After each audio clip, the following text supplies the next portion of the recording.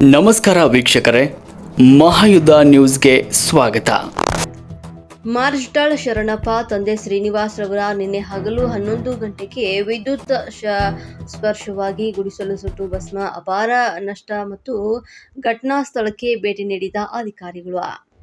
ರಾಯಚೂರು ತಾಲೂಕಿನ ಮಾರ್ಜಿಟಾಳ್ ಗ್ರಾಮ ಪಂಚಾಯಿತಿ ವ್ಯಾಪ್ತಿಯಲ್ಲಿ ಬರುವಂತಹ ಮಾರ್ಜಿಟಾಳ್ ಗ್ರಾಮದ ಶರಣಪ್ಪ ತಂದೆ ಶ್ರೀನಿವಾಸ್ ಎಂಬ ರೈತನ ಗುಡಿಸಲು ನಿನ್ನೆ ಹಗಲು 11 ಗಂಟೆಗೆ ವಿದ್ಯುತ್ ಸ್ಪರ್ಶವಾಗಿ ಬೆಂಕಿ ಹತ್ತಿಕೊಂಡಿದ್ದು, ಗುಡಿಸಲಿನಲ್ಲಿರುವಂತಹ ಈಗಾಗಲೇ ಮುಂಗಾರು ಪ್ರಾರಂಭವಾಗ್ತಾ ಇದ್ದು ತನ್ನ ಹೊಲಕ್ಕೆ ನಾಟಿ ಮಾಡಲು ಹತ್ತಿ ಬೀಜ ಖರೀದಿ ಮಾಡಿ ತಂದು ಇಟ್ಟಿದ್ರು. ಹತ್ತಿ ಬೀಜ ಮತ್ತು ಮೆಣಸಿನ ಬೀಜ ಮತ್ತು ಅಡುಗೆ ದಿನಸಿ ವಸ್ತುಗಳನ್ನ ಅಕ್ಕಿ, ಜೋಳ, ಬೇಳೆ ಮತ್ತು 2 ಪಂಪ್ಸೆಟ್ಗಳು ಸುಟ್ಟು ಕರಕಲಾಗಿ ಹೋಗಿವೆ.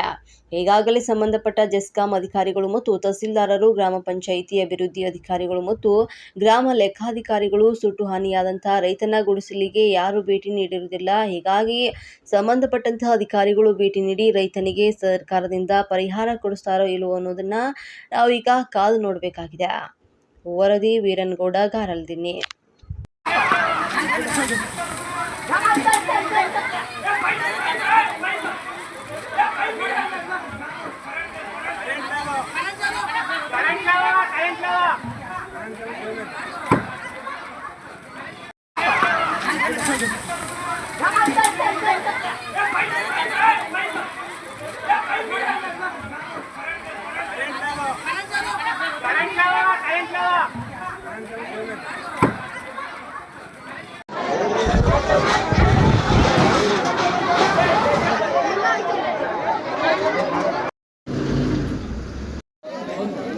DJ bro.